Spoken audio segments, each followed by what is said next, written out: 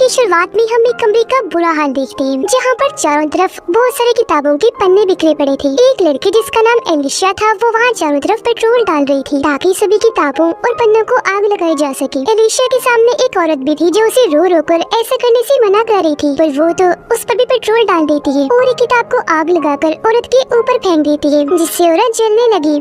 वो मारी जाती है। उसके साथ ही कमरे में भी आग लग जाती है और सारा ही कमरा जलने लगता है। यहाँ एक कंप्यूटर भी रखा था जो भी आग में जल रहा था, लेकिन वो अभी भी ऑन था और उस पर एक मैसेज लिखा हुआ था, She will be the one to die, यानी अब वो मरने वाली है। इसके बाद हमें 6 साल की बाद की कहानी दिखाई जाती है, जहाँ पर कहानी की मेन कैरेक्टर एक लड़की को देखते हैं जिसका नाम एंजेला था। वो और उसके कुछ दोस्त थी जो सब राइटर बन रहे थे और एक कॉलेज में साथ पढ़ा करते थे। ये सब लोग फिर अपनी बुक क्लब की मीटिंग में आते हैं। ये यहाँ पर अपने अपने लिखे गए नॉवेल्स और किताबों के बारे में एक दूसरे को बताते हैं और ऐसे ही नई नई नॉवेल्स कहानियाँ पढ़ के एक दूसरे के साथ उस पर बातें भी करते हैं। आज जिस किताब की बात कर रही थी वो ड्राउनी किताब थी और इसी बातचीत के दौरान एक लड़की सिबास और एंजेला के दोस्त की बहस हो जाती है, जिस वजह से एंजेला का दोस्त नाराज होकर वहाँ से चला जाता है। एंजेला उसके पीछे जाती है बात करने। उसका दोस्त कहता है कि सिबास मुझे बिल्कुल पसंद नहीं, तुम मेरी दोस्त हो इसलिए तुम भी उससे दोस्ती तोड़ दो। लेकिन एंजेला ऐसा करने से मना कर देती है कि तुम दोनों मेरे लिए बराबर हो, ये तुम्हारा आपस का मसला है, मैं नहीं कर सकती ऐसा। जिसके बाद रात को सिबास और एंजेला बातें करती है। वो उसे बताती है कि एक बात की वजह से मैं बहुत परेशान हूँ, मैंने 6 साल से एक भी किताब नहीं लिखी और अब मुझे ऐसा लगता है जैसे मैं कोई राइटर ही नहीं हूँ। जिस पर सिबास उसे तसल्ली देता है कि तुम फिक्र ना करो, अगर किताब लिखने में तुम्हें कोई भी मदद चाहिए तो मुझे बता देना,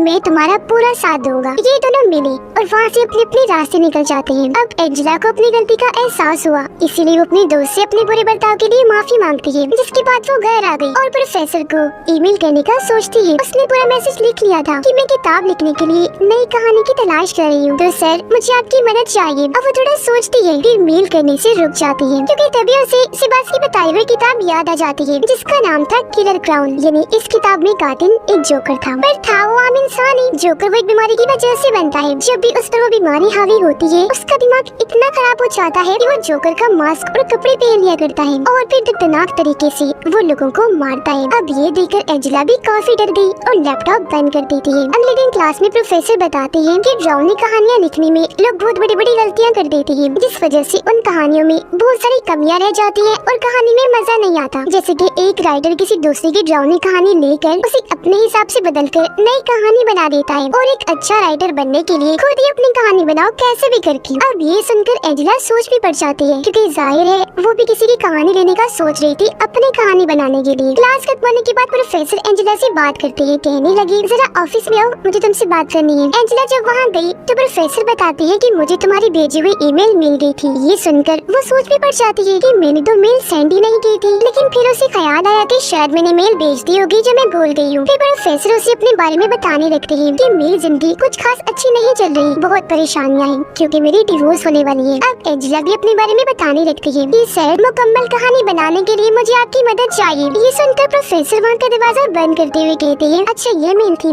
लेकिन मुझे तो कोई और ही मेल मिली थी। ये कहकर वो अजीब तरह से एंजेला के पास आया और उसके साथ बदतमीजी करने लगता है, जिस वजह से उसे इतना गुस्सा आ गया कि वो जोर से प्रोफेसर को टांग मारती है और कहती है जल्दी से दरवाजा खोलो, अगर तुमने ऐसा ना किया तो मैं चिल्लाने लग जाऊंगी। तब प्रोफेसर दरवाजा खोल तो देता है, लेकिन साथ में उसे धमकी भी देता है कि अगर तुमने इस बारे में किसी को कुछ बताया तो मैं तुम्हें बर्बाद कर दूंगा। लेकिन क्योंकि वो बहुत दुखी थी, उसे गुस्सा भी था, इसलिए वो इस बारे में अपने सब दोस्तों को बता देती है, पर प्रोफेसर के खिलाफ रिपोर्ट नहीं करती। लेकिन उसके दोस्तों को बहुत गुस्सा था। वो फैसला करते हैं कि इस चीज का बदला हम प्रोफेसर से लेकर ही रहेंगे ताकि आगे से वो ऐसी हरकत ना करे। इसलिए अब ये सारे दोस्त रात के वक्त जोकर का मास्क लगाते हैं और प्रोफेसर को सबक सिखाने चले जाते हैं उस जगह गई जहाँ प्रोफेसर था, और वो इनसे डरकर भाग ही रहा था कि तभी कोई और भी मास्क पहना अनजान आदमी वहाँ आ जाता है, जिसने हाथ में हथौड़ी पकड़ी हुई थी जिसकी तेज बारीक नोक थी। प्रोफेसर जब उसके पास गया तो वो हथौड़ी से उस पर हमला कर देता है। हथौड़ी प्रोफेसर के सर में लगी, जिससे वो जख्मी हो गया, लेकिन जल्दी से अपनी जान बचाने के लिए ऊपर की तरफ भागा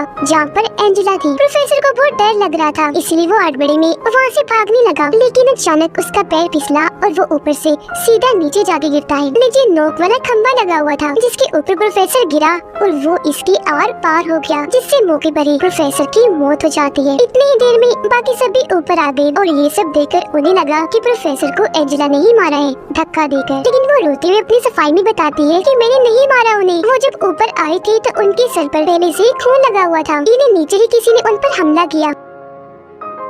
क्योंकि ये सब दोस्त थे इसलिए फैसला करते हैं कि जो हुआ सो हुआ, हम इस बारे में किसी को कुछ नहीं बताएंगे। पर एंजेला कहती है कि नहीं, पुलिस को बुला लेती है क्योंकि उन पर किसी ने हमला कर दिया था। जिस पर सारे लोग उसे समझाते हैं कि नहीं, ऐसी बहुत बड़ी मुसीबत खड़ी हो सकती है। जिसके बाद वो सारे अपने अपने जोकर के मास्क को जला देते हैं और वादा करते हैं कि बस इस राज को ही दफन कर दो, कोई किसी को कुछ नहीं बताएगा। जिसके बाद सबको यही लगने लगता है कि प्रोफेसर ने खुद अपनी जान ली थी। अब उन दोस्तों की जिंदगी में सब पहले जैसा नॉर्मल तो हो चुका था, लेकिन एंजेला प्रोफेसर की मौत का जिम्मेदार खुद को समझती थी, जिस वजह से वो हर वक्त परेशान रहने लगी थी। फिर अब कुछ दिन के बाद कोई इन सबके पास एक नॉवल का पहला चैप्टर भेजता है। इस चैप्टर का नाम था डेथ ऑफ द प्रोफेसर, यानी प्रोफेसर की मौत। ये सुनकर सभी काफी हैरान और परेशान हो जाते हैं, लेकिन फिर एक दूसरे पर ही शक करने लगे कि ये सब कुछ हम में से ही कोई एक कह रहा है, क्योंकि जाहिर है प्रोफेसर की मौत की सच्चाई इन लोगों के अलावा और कोई नहीं जानता था। लेकिन फिर भी ये काफी डरे हुए थे। कुछ दिन के बाद सिबास एंजेला को बताता है कि उस नॉवल का दूसरा चैप्टर भी आ गया है। वो जब उसे पढ़ती है तो इस चैप्टर का नाम था कि पागल जोकर ने तुम्हारे एक दोस्त को मार दिया। तो अब चैप्टर के मुताबिक एंजेला और सिबास उस जगह पर पहुंच जाती हैं जहां जोकर ने इनके दोस्त को मारा था। इन्हें वहाँ अपनी दोस्त की लाश तो नहीं मिलती, लेकिन दीवार पर लिखा हुआ जोकर का मैसेज मिल जाता है जो था टू बी कंटिन्यूड, यानी ये जारी रहेगा। अब तभी यहाँ इनकी एक और दोस्त आ गई जो बताती है कि मैं पता लगवा सकती हूँ वो जोकर कौन है। जिसके बाद ये सब कॉलेज में एक जगह इकट्ठा होते हैं और इनकी वो दोस्त बताती है कि वो जोकर हमारे कॉलेज का ही है, वो हम सबको अच्छे से जानता है और उसे ये भी पता है कि खौफ कैसे फैलाते हैं। उसने अपने नॉवल के लिए हम दोस्तों को चुना है, तो इस हिसाब से हमें उसकी कहानियों के कैरेक्टर्स हैं। बहरहाल वो जो भी है डरावनी चीजों को पसंद करने वाला है, इसलिए हमें इंटरनेट पर और कॉलेज की वेबसाइट पर ही उसे ढूंढना चाहिए कि कौन डरावनी चीजों को पसंद करता है। अगले दिन ये अपनी अपनी तरफ से कॉलेज की सारी जानकारी निकाल लेती है और इन्हें पता चलता है कि इस पूरे कॉलेज में सिर्फ यही लोग हैं जो डरावनी चीजों को पसंद करते हैं। तो अब ये मुमकिन हो सकता है कि वो जोकर इन्हीं में से हो। अब प्लान के मुताबिक ये लोग लाइब्रेरी में गए। एंजेला जब अकेली थी तो तभी उसके पास जोकर का मैसेज आता है जो कह रहा था कि मैं तुम्हें देख रहा हूँ। ये पढ़कर एंजेला ने जब सामने देखा तो वहाँ सच में जोकर खड़ा था जो उसे हाथ का इशारा करता है। ये देखकर वो काफी डर गई, जल्दी से वहाँ से भागने लगती है, लेकिन तभी अपने बेस्ट फ्रेंड से टकरा जाती है। ठीक इसी वक्त उसके बाकी दोस्त भी आ गए। अब वो लोग हैरान थे कि इसे तो हमारे प्लान के बारे में पता भी नहीं था, लेकिन फिर भी ये यहाँ आ गया। तो अब इन्हें उसी पर ही शक होने लगता है। रात को इनके कुछ दोस्त एक क्लब में गए जहाँ का मालिक एंजेला का बेस्ट फ्रेंड ही था। थोड़ी देर बाद जब सिबास का दोस्त क्लब से बाहर आया तो तभी वहाँ जोकर आ जाता है, लेकिन उसका दोस्त बगैर डरे आगे बढ़ा और जोकर को मारने लगता है। जिसके बाद वो जोकर का मास्क हटाकर कहता है तुम यहाँ पर कैसे? पर वो बगैर कुछ कहे उसके पेट में अपना हथियार घुसा देता है। उसका पूरा पेट कट गया, मुंह से भी खून निकलने लगता है और वहीं उसकी मौत हो गई। फिर अब एंजेला के पास जोकर तीसरा चैप्टर भी भेज देता है जिसमें उसने बता दिया था कि मैंने सिबास के दोस्त को मार दिया है। अब ये सारे दोस्त फिर से इकट्ठा हुए और दोबारा एक दूसरे पर इल्जाम लगाने लगे। लेकिन अब जब ये अपने दोस्त की लाश को ढूंढने लगते हैं तो वहाँ फिर से जोकर का मैसेज लिखा हुआ था टू बी कंटिन्यूड। अब सिबास एंजेला को बताता है कि जिस आईडी से जोकर हमें मैसेज भेजता है मैंने उसे इंटरनेट पर हर जगह ढूंढा है, जहाँ मुझे एक लड़की का पता चला जो कुछ साल पहले से ही जोकर से कनेक्ट है और उस लड़की का नाम है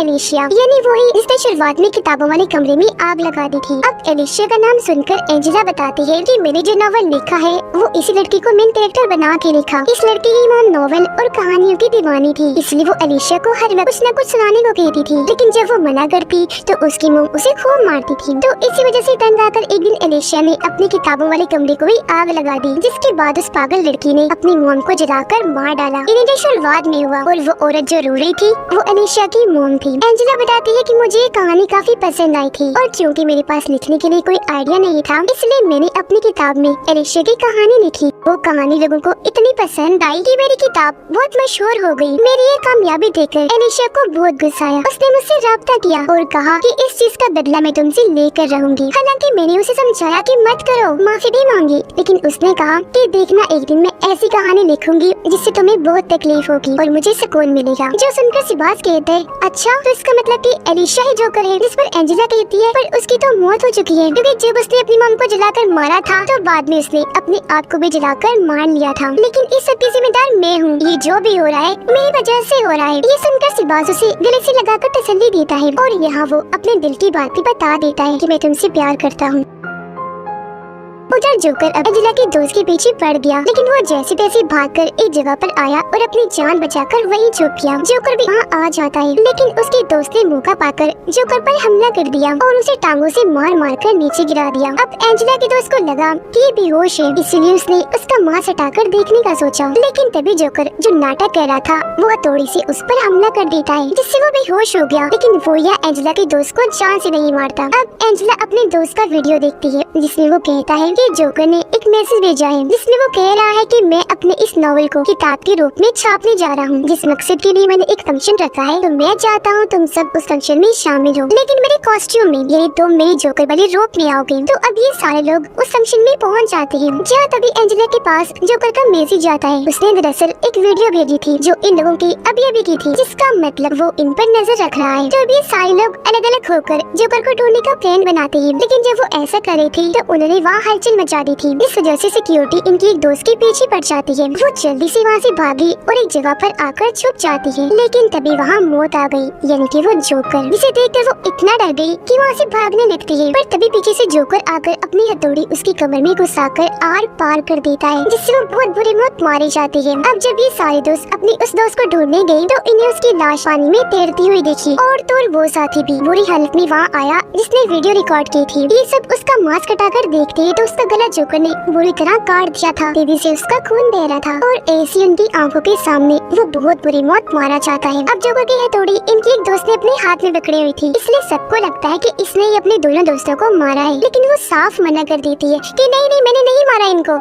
इस सारी सूरत हाल की वजह से एंजेला बेहोश हो जाती है, और जब उसे होश आई तो उसका बेस्ट फ्रेंड एंजेला को एक वीडियो दिखाता है जिसमें जोकर ने सिबास को पकड़ के बांधा हुआ था। एंजेला जब सिबास को बचाने उस जगह पर जाती है तो वो ये देखकर काफी हैरान रह जाती है कि ये लोग अपने जिस दोस्त पर शक कर रहे थे उसे भी बुरी तरह जख्मी कर दिया था। उसकी हालत मरने वाली थी, लेकिन वो एंजेला को बताती है कि मैं जोकर नहीं हूँ, जो बताकर उसकी मौत हो जाती है। तब उसके बाद एंजेला सिबास के पास जाकर उसे बचा लेती है। ठीक इसी वक्त यहाँ पर एंजेला का बेस्ट फ्रेंड भी आ गया, जो उसे बहुत हैरानकुन जानकारी देता है। कहने लगा कि असल में सिबास ही जोकर है, क्योंकि एंजेला ये सब कुछ वो इसलिए कर रहा है क्योंकि तुम्हारे लिए पागल है, तुम्हें पाना चाहता है। अब तभी सिबास अपनी जगह से उठा और अपनी हथौड़ी को उसके बेस्ट फ्रेंड के पेट में घुसाकर बुरी तरह उसे जख्मी कर देता है, जिसके बाद वो हथौड़ी दिखाकर एंजेला को भी डराने लगा और कहता है कि हाँ मैं ही क्लोन वो जोकर हूँ, और ये भी सच है कि ये सब मैंने तुम्हें पाने के लिए किया, ये सब मैंने पूरे प्लान से किया। मैंने पहले सारी कहानी बनाई, फिर कैरेक्टर्स बनाए, और फिर एक एक करके जिसकी बारी थी उन सबको मार दिया, जिससे यहाँ हम समझ पाए कि वो असल में एक पागल राइटर है, जो अपने मकसद को पाने के लिए अपनी कहानी को ऐसे खतरनाक मोड़ देता है कि उसे हर हाल में वो पूरा करता भी है। ये सब बताते बताते